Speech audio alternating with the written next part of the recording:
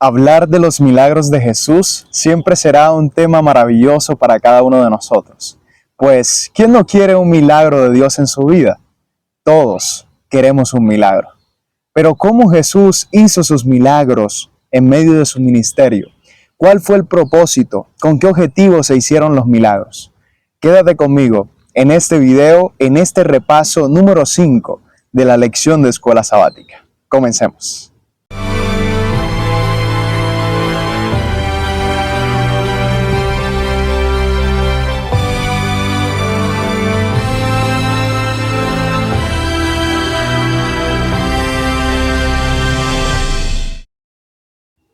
Hola, ¿qué tal, queridos amigos? Gracias por estar con nosotros. En esta oportunidad vamos a estudiar la palabra de Dios nuevamente. Te invito a que puedas darle like a este video, puedas suscribirte a nuestro canal si es la primera vez que estás aquí con nosotros. También es importante tu comentario acá en el video, dejando también allí tu opinión con respecto a todo lo que te enseñó esta lección durante esta semana. Es un honor para mí poder saludarte y un privilegio maravilloso que me regala el cielo de poder compartir la palabra de Dios. En esta oportunidad vamos a ver algunos milagros que ocurrieron alrededor del lago. Los milagros de Jesús siempre son maravillosos.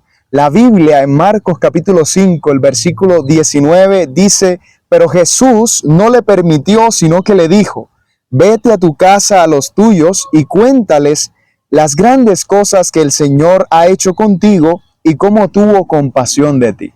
Es decir, los milagros de Dios ocurren en dos fases. Número uno, las grandes cosas que Dios hace en nosotros, las grandes cosas que Dios hace para ti.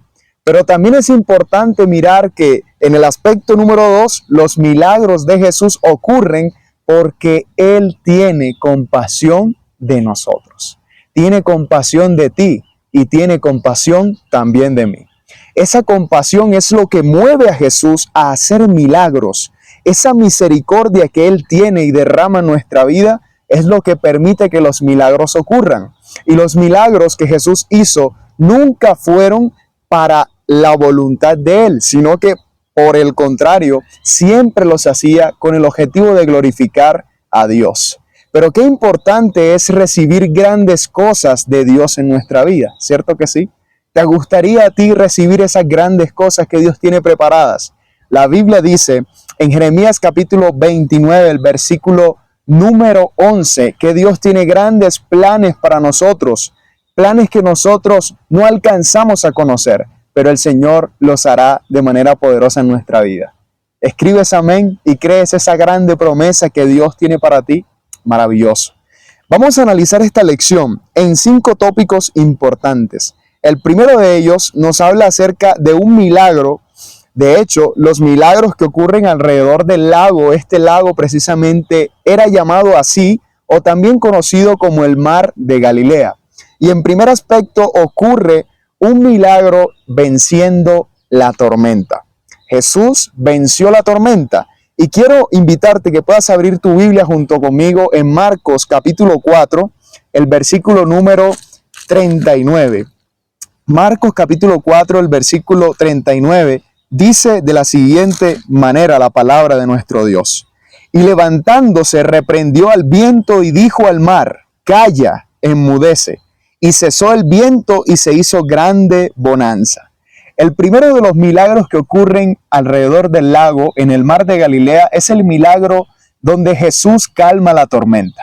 En medio de un mar enfurecido y lleno de altas olas, grandes olas, el Señor hace un milagro maravilloso en frente de sus discípulos. Sus discípulos estaban asustados, estaban llenos de miedo y también les faltó la fe en este momento importante. Pero Jesús les dice a ellos: ¿dónde está entonces vuestra fe? ¿Por qué estáis así amedrantados? Dice el versículo número 40. ¿Cómo no tenéis fe en mí? Interesante. Muchas veces nosotros somos así como los discípulos. Estamos con Jesús en medio de la tormenta y nos preguntamos: Maestro, ¿no tienes cuidado que nosotros perecemos? Pero déjame decirte algo, el Señor sí tiene cuidado de nosotros, aún en medio de las tormentas que puede estar atravesando. Pero déjame decirte que el Señor sí tiene cuidado de nosotros, aún en medio de las tormentas que nosotros podamos estar atravesando. El Señor desea estar allí con nosotros. Y Él nos invita, número 1, a tener fe.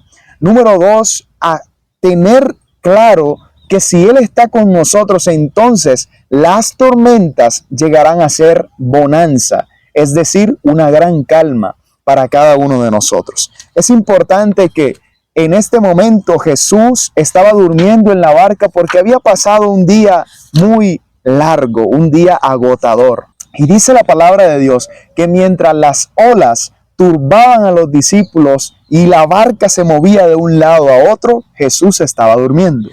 Pero qué interesante, calma una tormenta Jesús en el momento más difícil que estaban viviendo sus discípulos. Ellos llenos de miedo, ellos con falta de fe, pero el Señor Jesús le dice 2 palabras al mar: calla, enmudece.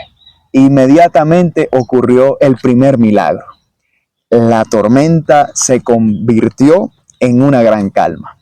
¡Qué maravilloso! En esto encontramos 5 características que pueden ocurrir en cualquier momento en nuestra vida. Número 1, aquí se ve la demostración del poder divino. Número 2, vemos el temor humano que es natural en cada uno de nosotros. Número 3, la exhortación de Jesús para sus discípulos diciéndoles: no temas o no teman, no tengan miedo. Número 4, las palabras de la revelación por la que Dios o el ángel aparecieron. Y número 5, la respuesta humana a la revelación.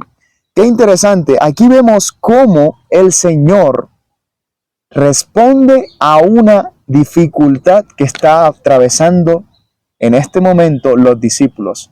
Y puede el Señor también responder a las dificultades que nosotros pasamos. Es por eso que debemos ponernos a pensar, en medio de mi situación, ¿dónde puedo ver el poder de Dios? Podemos verlo en cada instante.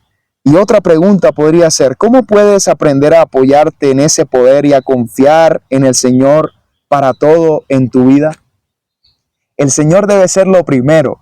El Señor debe estar en primer lugar en nuestra vida, pero también debemos confiar en ese poder maravilloso, en el poder que tiene Dios para solucionar cada cosa en nuestra vida, siempre y cuando nosotros tengamos fe en Él. Número 2, podemos ver nosotros ahora que después de vencer una tormenta, el Señor vence algo muy importante. Y la segunda victoria o el segundo milagro que ocurre aquí es que el Señor vence también a los demonios. Resulta que luego de haber pasado de la tormenta, llegan a la orilla de este lago llamado el Mar de Galilea. Y ocurre que de repente aparece un endemoniado. Marcos capítulo 5, del versículo 1 al 20, cuenta el momento en el cual el poder de Jesús se enfrenta al gran conflicto, es decir, las fuerzas de las tinieblas y del mal. Y esto se ve personificado a través de un hombre que está lleno de muchos demonios. Este hombre se llamaba Legión, y Marcos capítulo 5, el versículo número 1 en adelante, dice de la siguiente manera: cruzaron el lago hasta llegar a la región de los Gadarenos. Cuando salió él de la barca, es decir, Jesús, enseguida vino a su encuentro de los sepulcros un hombre con un espíritu inmundo, que tenía su morada en los sepulcros y nadie podía atarle, ni aun con las cadenas. Pero mire qué interesante lo que dice ahora el versículo número 7 y el versículo número 8. Este hombre lleno de demonios, llamado Legión, le dice al Hijo de Dios, le dice a Jesús: ¿qué tienes conmigo, Jesús, Hijo del Dios Altísimo? Te conjuro por Dios que no me atormentes. Porque le decía: sal de este hombre, espíritu inmundo. Jesús le dice: sal de este hombre, espíritu inmundo. Esta expresión, legión, indica muchos, pero muchos demonios. Y Jesús le dice a estos demonios: sal, espíritu inmundo, de este hombre. Y a esa afirmación, a esa expresión, inmediatamente los demonios responden: ¿por qué nos atormentas?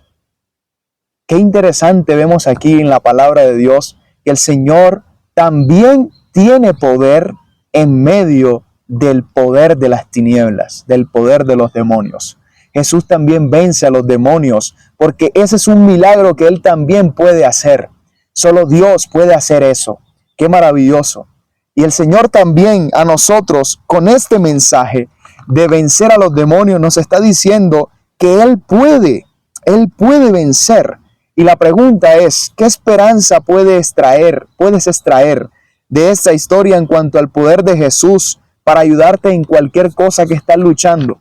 Esas dificultades, esos demonios que muchas veces atormentan nuestra vida, pueden ser vencidos en el nombre de Jesús, cuando luchamos con el poder de Jesús. Ese es el mensaje importante. Y después de tantos alaridos, después de tantos gritos que hacía el demonio ahora, el susurro de Dios, después de un grito, se puede ver aún el poder de Jesús por medio de la vida de un hombre completamente transformado. Y luego este demonio o este hombre que ya había sido liberado de los demonios, de sus espíritus inmundos, le dice a Jesús: Señor, déjame ir contigo. Pero Jesús le niega esto, no le permite que vaya con él, pero sí le dice: ve y cuéntale a otros las grandes cosas que Dios ha hecho en tu vida. Este milagro sirvió para que en toda esa región de Gadara, los gadarenos conocieran precisamente el poder de Jesús, el poder que tiene Jesús para libertar la vida de las personas. Número 3. Avanzamos ahora a otro milagro. El milagro donde Jesús también vence a la enfermedad. Y vamos a ir a Marcos capítulo 5, el versículo 21 en adelante nos cuenta una historia maravillosa acerca de cómo Jesús sana a dos personas en especial. En primer lugar, sana a una mujer que había padecido durante muchos años de una hemorragia. Esta mujer había sido sanada solamente con el toque de Jesús. Esta mujer con fe se acercó a Jesús en medio de la multitud y tocó su manto y obtuvo la sanidad que su vida necesitaba. Después de sufrir mucho tiempo, solamente la fe que la llevó a acercarse a Jesús y el toque. Mucha gente cree que el toque o el manto de Jesús era el que hacía los milagros. En realidad no. El poder salía de Jesús, no de su vestimenta, no del manto que él llevaba. Y esta mujer tocó el manto y Jesús dice a los que estaban con él: he sentido que alguien me ha tocado. ¿Quién me tocó? Inmediatamente los discípulos respondieron: Maestro, pero ves que todo el mundo te aprieta y respondes y dices: ¿quién me tocó? Y en ese momento la mujer que había tocado a Jesús fue descubierta y Jesús le dijo al final: hija, tu fe te ha hecho salva. O en otras palabras, tu fe te ha sanado. Pero no solamente ocurre ese milagro en medio de la enfermedad que puede padecer una persona, sino que también ocurre un milagro de resurrección. Un hombre llamado Jairo, principal de la sinagoga, había ido a buscar a Jesús en medio de la gente cuando Jesús llegó a la orilla del lago. Y resulta que este hombre le dice a Jesús: Maestro, ven a mi casa porque mi hija está muy enferma. Y resulta que cuando van caminando aparece esta mujer que fue sanada con el toque de Jesús, pero luego vienen de la casa de Jairo a avisar que ya había muerto su hija. Y Jesús le dijo: no temas, cree solamente. Y aquí es donde la fe se ve a prueba. ¿Dónde está nuestra fe cuando vienen momentos difíciles? Como cuando nosotros recibimos una noticia como la que tuvo que recibir Jairo en medio del camino, en el trayecto, cuando iba con Jesús, le dicen: tu hija murió. ¿Cómo responde Jairo a esto? ¿Cómo nosotros responderíamos hoy? Nos llenaríamos de dudas. Diríamos: vine a perder mi tiempo a la presencia de Jesús. Pero mira que Jesús le dice a este hombre, a este principal de la sinagoga, del templo, le dice: no temas, cree solamente y tu hija vivirá, tu hija sanará. Y Jesús llega al hogar de esta familia y le dice a esta niña las siguientes palabras: Talita cumi, que eso quiere decir al español: niña, a ti te digo, levántate. Y en ese momento la niña se levantó de la muerte, porque no hay nada imposible para Dios. aún en medio de la muerte o de una enfermedad física, el Señor puede obrar un milagro maravilloso en nuestra vida. Sabemos que Él resucitó, que Jesús resucitó, y con Él también resucitarán sus hijos algún día cuando Él venga por segunda vez en las nubes de los cielos. Y nuestra esperanza debe estar allí. Te hablo a ti, querido hermano y hermana, que escuchas este mensaje, amigo, amiga. ¿Has perdido algún ser querido? Sabes, la Biblia dice que aquellos que mueren en Cristo resucitarán primero.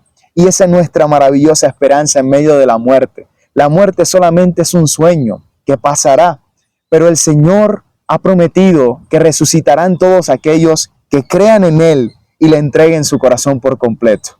Es importante que tengamos esto en cuenta también. ¿Saben? Este relato también nos muestra en el capítulo 5 y capítulo 6 de Marcos, no solo se ven milagros en la tormenta, no solo se ven milagros venciendo a los demonios, no solamente se ven milagros venciendo a las enfermedades y a la muerte, sino que también se vence el rechazo y los desafíos que se pueden presentar. ¿Saben? Esos rechazos que experimentó Jesús durante su ministerio fueron muchos. Y en Marcos capítulo 6, del versículo 1 al 6, se menciona cómo los nazarenos, oiga bien, los nazarenos donde Jesús había nacido. De hecho, Jesús se crió gran parte de su vida en Nazaret. Por eso se conoce a Jesús como Jesús Nazareno. Pero los nazarenos rechazaron a Jesús. Imagínense, rechazaron a Jesús. Qué interesante y qué impresionante también. Rechazaron a Jesús. Y por eso es que Jesús dice, nadie es profeta en su propia tierra. Estaban sorprendidos de que Jesús enseñara como lo hacía. Mucha gente también estaba sorprendida de las enseñanzas de Jesús. No podía caber en su mente de que los escribas y los fariseos, ¿verdad?, no tenían las enseñanzas que Jesús traía a la multitud. También vemos que a Jesús se le conocía como el hijo del carpintero y no como maestro o como sanador. Y por último, podemos ver que conocían a su familia. Las personas que seguían a Jesús conocían a su familia también, con el cual Jesús había discrepado en muchos momentos. Jesús les dice, mi familia, mi madre y mis hermanos son aquellos que hacen la voluntad de mi Padre. Pero ¿qué tiene que ver todo esto? Jesús recorría las aldeas enseñando a otras personas. El ministerio de Jesús no solamente era sanar, sino también enseñar y por supuesto predicar a otros el mensaje de salvación. Ante todos estos desafíos y rechazos, ¿cómo reaccionó Jesús? Simplemente vemos que Jesús salió y se dirigió a otros campos de labor. Cuando era rechazado, se dirigía a otros campos de labor en los cuales él podía llevar su ministerio. Y también vemos que él enseñó a sus discípulos este mismo patrón de acción. Y por último nos preguntamos, ¿qué aprendemos de la lección de la experiencia de Jesús de servir a otros y ayudar a alguien que pase por una experiencia similar? Nosotros, muchas personas hoy en nuestro mundo. Hay muchas personas hoy en nuestro mundo que también son rechazados. Podemos llevarles un mensaje de esperanza en el nombre de Jesús, siguiendo su ejemplo. Y número 2, vemos algo muy importante también aquí, y es que el Señor Jesús desea que nosotros podamos dejar de lado la incredulidad y comenzar entonces nosotros a creer de verdad en nuestra vida. Vemos aquí que Jesús también tuvo que vencer la incomprensión de muchas personas. Mucha gente no comprendía la misión que Jesús había venido a cumplir acá en la tierra, pero Él les dio a conocer entonces cuál era el motivo por el cual Él había venido, y era para dar su vida en rescate por muchos, como lo dice Marcos capítulo 10, el versículo número 45. Y saben, mucha gente hoy no nos entenderá a nosotros también. Mucha gente no comprenderá por qué seguimos a Jesús, pero el Señor nos llama que sigamos su palabra y vivamos para Él. En todo esto nosotros podemos ver que así como los discípulos necesitaban compartir extensamente con Jesús en su misión, nosotros también necesitamos conocer acerca de la misión de Jesús y llevarla en acción para que otros conozcan su maravilloso mensaje. Y por último, me gustaría compartir una cita que se encuentra en el libro Testimonios para la Iglesia, tomo 8, página 285, que dice: la fortaleza de toda alma reside en Dios y no en el hombre. La quietud y la confianza han de ser la fuerza de todos los que dediquen su corazón a Dios. Cristo no manifiesta un interés casual en nosotros. El suyo es más fuerte que el de una madre por su hijo. Nuestro Salvador nos ha comprado por medio de sufrimientos y penas, por insultos, reproches, abuso, burlas, rechazo y muerte. Y Él te está mirando, tembloroso Hijo de Dios. Él te dará seguridad bajo su protección. Vemos que los milagros de Jesús eran de todo tipo, pero también Él tuvo que experimentar sufrimientos, rechazo e incluso la muerte por cada uno de nosotros, con el objetivo de que nosotros no solamente nos centremos en los milagros, sino que nos centremos en el plan maravilloso que Cristo Jesús ha hecho para cada uno de nosotros, el sacrificio. Él se entregó por nosotros para que nosotros tengamos salvación. Jesús se entregó en la cruz para que tú tengas oportunidades. No estás solo, confía en Cristo Jesús, confía de que Él aún tiene un plan para tu vida y siempre debes creer que el Señor tiene un milagro para ti. No sé por qué momento estás pasando, no sé qué situación estás enfrentando, pero en el nombre de Jesús podemos nosotros obtener la victoria, vencer en medio de las tormentas, vencer en medio de la cautividad del pecado, vencer en medio de la enfermedad, vencer en medio de la muerte en el nombre de Jesús. Es posible, porque para Él nada es imposible. Confiemos en el brazo poderoso de Dios, confiemos en Jesús, confiemos en su palabra y vivamos cada día para agradarle con todo nuestro corazón. ¿Te gustaría hacer esto en el nombre de Jesús? Yo te invito entonces que puedas escribir acá en los comentarios: Señor, yo quiero vencer contigo, quiero ver tus milagros en mi vida. Y vamos a orar para culminar con este mensaje. Buen Dios y Padre, Señor, te damos las gracias por la oportunidad maravillosa que nos das de compartir tu palabra. Pedimos que puedas bendecir a cada una de las personas que dedican un tiempo para escuchar tu voz. Ayúdanos a comprender tu palabra cada día más y a vivir por fe. En el nombre de Jesús. Amén y amén. Que el Señor te bendiga grandemente y nos vemos en una próxima oportunidad para seguir estudiando la palabra de Dios. Yo soy Daniel Carballido Ruiz y es un placer para mí compartir contigo la palabra del Señor. Bendiciones.